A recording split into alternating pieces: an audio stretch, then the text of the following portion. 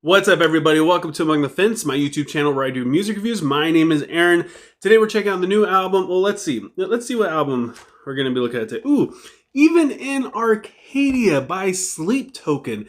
This is the fourth studio album from this mysterious band. They formed in 2016 and freaking blew up. They have over 1 million Spotify listens per month, which is really impressive considering this band's never even actually done like a real interview. Like, this band has spent most of its lifetime living in shadows and being a mystery to everybody, which I think is something that's really drawn people to them, is that kind of gimmick. It gives it more of a focus on their music and their art, and it just keeps them really interested in, I don't know, it's just something mysterious about them, and not knowing who they are. It's not like this band is full of like really well-known musicians as far as we know, which kind of gives it more of a mystery. I don't know. I feel like that's something fans really enjoy, is the animosity of this band, but we'll get into that later. The front man, who's known as Vessel, has actually done 2 interviews, if you want to call them that, describing the message and the purpose of the band, which is to serve the entity known as sleep. And he was promised glory as long as Vessel followed her and he would be her vessel. This has basically been what the whole theme of all their albums are. Sometimes sleep is really close and also pursuing, and other times she's kind of like a fickle lover, I guess you could say. There are also 2 other entities, or women, I guess, that appear within their music as well, but sleep is the main supreme being that Vessel is really trying to reach. The lore of Sleep Token is super deep. It's very creative, and others have covered it to some degree that I've seen. If you would like me to go down the rabbit hole, it'll be a pretty long video, but if you guys are interested in the lore of Sleep Token, just to really find out what it is and how all their music is connected and all that other stuff, leave a comment below. Let me know if that's something you're interested in, and I'll do a side video of that. But as far as this goes, that's basically as deep as we're going to get into it, because this is probably going to be a pretty long video anyways. Even in Arcadia seems to have kind of ventured away from the main theme.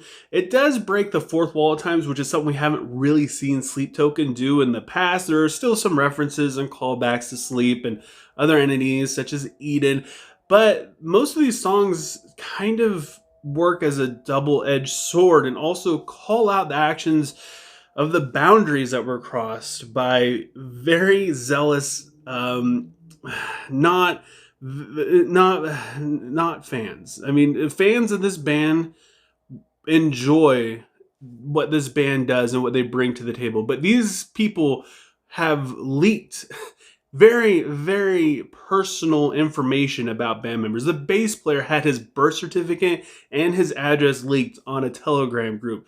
This is pretty disturbing and very heartbreaking to see someone's privacy get violated, especially someone who has given so much to us, and this band who has enjoyed going out places and living their lives without anybody knowing who they are, which is like the dream of it. Eminem based his whole career off of being pissed off that people ask him for an autograph while he's standing at Wendy's, and now these guys, they've lost that, and fans have lost the thing that they love the most without really knowing it. I mean, yeah, it's really bad. And the name of this album, Even in Arcadia, is basically saying that even in paradise, we have found problems. And if we look to the opening track, Look to Windward, we see Vessel is now questioning his whole purpose in this thing of worshiping sleep. Now that he has been compromised, people know who he is, so he's like, okay, like, what's the whole, he's struggling with darkness overtaking him, and he's asking maybe sleep or somebody for help. In the chorus, the synth gets stronger as Vessel, his desperation continues to grow and grow. The interlude is absolutely amazing. Verse 4 brings a new groove, and Vessel has now seemed to calm down as he realizes he's not completely lacking control. He will resort to violence to the point where he doesn't even really recognize who he is anymore. It's a beautiful opener. The highs in the bridge give me chills every single time, and it does a really good job setting up this album. And if you've listened to the singles, some people kind of complain saying it's kind of like radio rock. This song really shows you that this album is going to be a very wild ride. Emergence has metaphors to their time spent being anonymous and as pursuing sleep might actually be coming to an end. The chorus,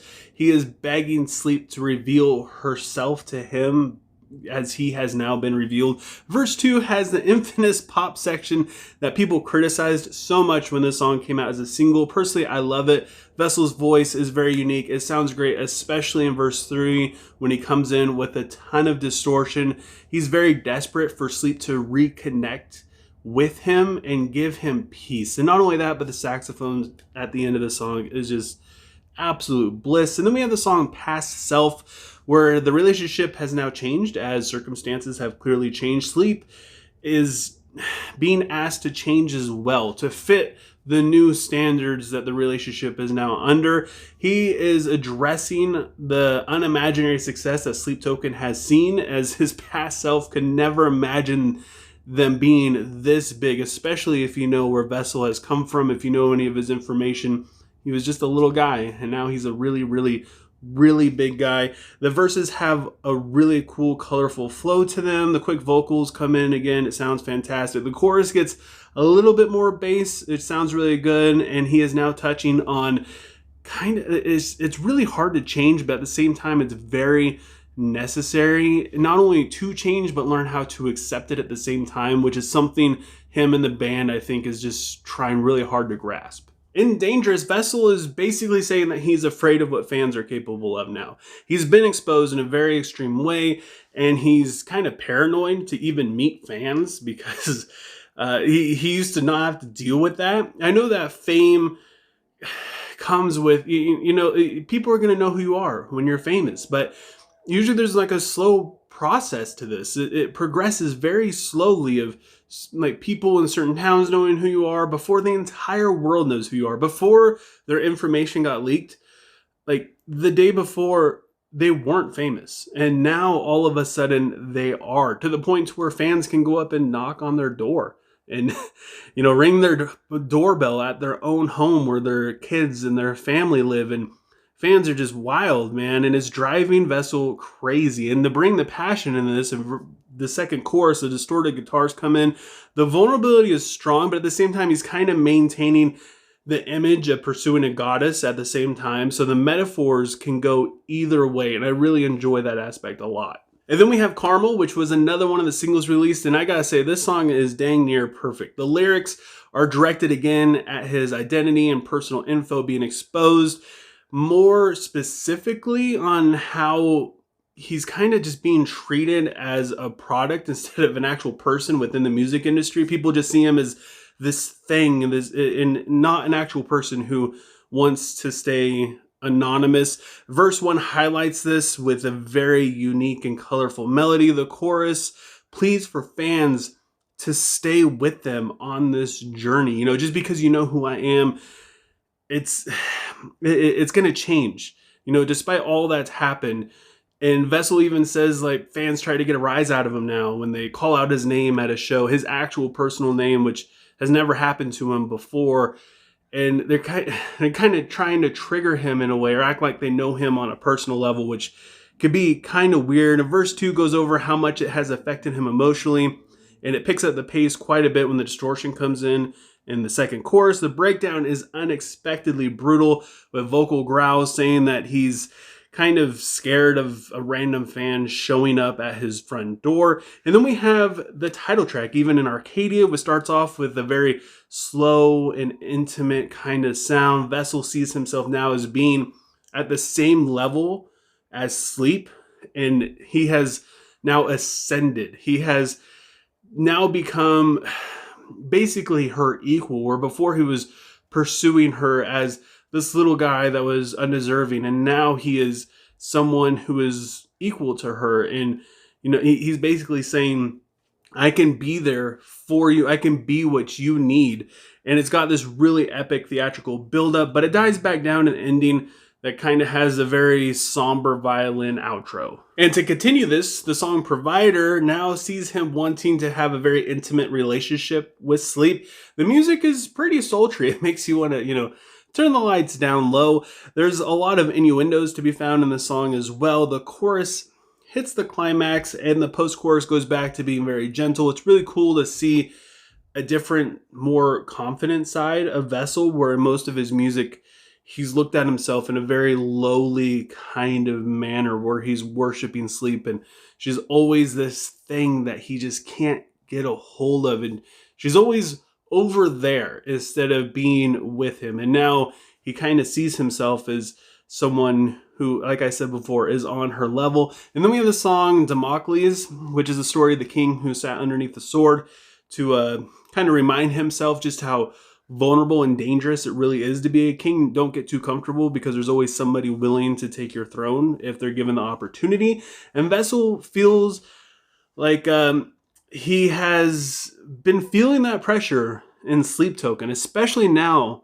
Their rise to stardom has been very overwhelming for him, to the point to where, like I said before, one day he was a nobody and now he's completely famous. And what if he can't always deliver? I mean, eventually he's gonna have a bad show. Like, are people gonna forget about him because they actually know who he is now? Are people gonna move on from Sleep Token because their whole gimmick, their whole charade is over, and they're just a couple of guys? The mystery's gone, which to me was a huge important thing within this band. I know who Vessel really is.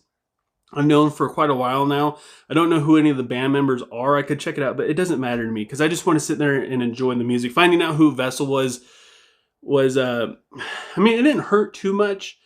I'm glad that he wasn't, somebody super famous, because it would have been a little bit different. But still, it takes away from the music, at least for me personally. And I feel like it keeps it from feeling as creative. And he's kind of even saying that, I'm not always going to be the most creative writer. Sometimes these chords are going to be boring. I'm not always going to be the best. So please, like, I'm Vessel, don't take it out on who I actually am in real life, type of thing. The vocal rhythm in this song, I don't know, it carries it, man. This Vessel he's so talented, and you could really feel his emotion in this as he's exposing his insecurities. He's being very real with the fans in this song. And that's what I mean by breaking the fourth wall. I mean, he comes right out and he's like, I'm not going to hide this. Like, this is difficult for me. And you could really feel that. Gethsemane shows more vulnerability, as he hopes that he would have gotten over these insecurities by now.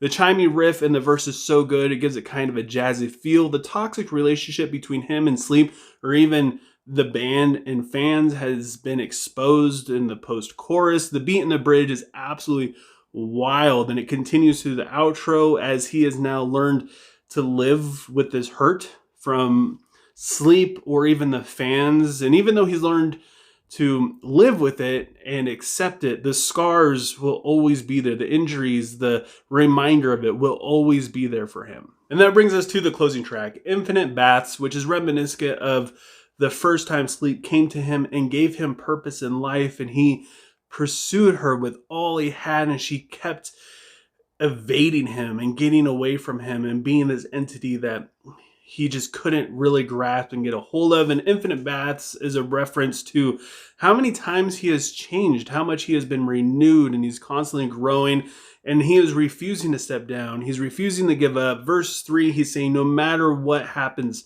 he's not leaving, which to me is reassuring to not just, Sleep and the whole theme, but at the same time, it's reassuring to fans who were worried that, they're just going to call it quits now. But he's saying that they're not going to, which is kind of, to me, it's very reassuring. The breakdown is super aggressive, while he shows just how much he is willing to sacrifice for Sleep and the band as well. The vocals are nasty and kind of, dare I say, black metal-esque in a way, and it sounds so freaking good. This is a beautiful closing track. I feel like it covers both of the subjects of what happened with fans and also, what's going on with the theme of Sleep.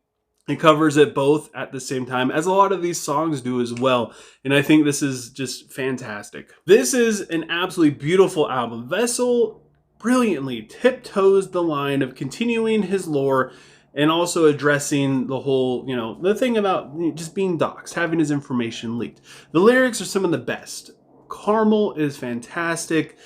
Damocles is amazing. It's just beautiful lyrics all through. I love the way how he addresses fans directly and breaks the fourth wall. Something, like I said before, we haven't really seen him do before. But if we're going to be real, we got to be real for a second. And if I'm going to really critique this thing, I got to say, this this album's pretty formulaic, honestly. Every single song starts out with a synth or piano piece, and eventually the drums join in. And then by the time you get to the second chorus, that's when all the distortion comes in, and Vessel really ups his volume on his cleans, or he starts growling, one of the two. And then it's very formulaic. He's kind of doing the same thing over and over again. It sounds fantastic, but after a while, it does become a little boring and predictable. I love this album because it just sounds so good. But when they released The Love You Want, I felt like that was the best song of that entire year. And that entire album was vastly different from that song. But it's almost like they took that formula of that song, that really cool little melody and the vocals, and then verse 2, the drums come in, and they just put it all into this album. Every single song in here follows the same exact freaking song structure of Love You Want all the way through without fail, just about. There's maybe 2 times when it's a little bit different, but otherwise, yeah, they kind of fell into a little hole here. And because of that, it's a tough one. But I got to give Even in Arcadia by Sleep Token a 7.7 out of 10. But I want to know what you guys think. Leave a comment below letting me know what you thought of Even in Arcadia. Let me know what you'd rate it, what your favorite song is. I have a feeling this album is going to be kind of polarizing for fans just because it's so different from their past stuff. And I was a little bit more candid on this video, a little bit more mistakes here and there. Just because I wanted to be, I don't know, I felt like this album is a little bit more personal, so I tried to be a little less robotic and like reading an article to you guys in that sense. I hope you enjoyed it. If you enjoyed this video, please feel free to give it a like. It helps out so much with YouTube's algorithm. It'll keep my videos popping up in your recommended section. And if you want to support me further than that, please don't forget to subscribe and ring the bell icon. Doing any of those things just does so much for me. Very small things, but they have a really big impact on me and my channel and my videos. And I just thank you guys so much for taking time out of your day to listen to me sit here and talk about music. I hope you have a good rest of your day or night whenever you happen to be watching this, and I will talk to you guys next time.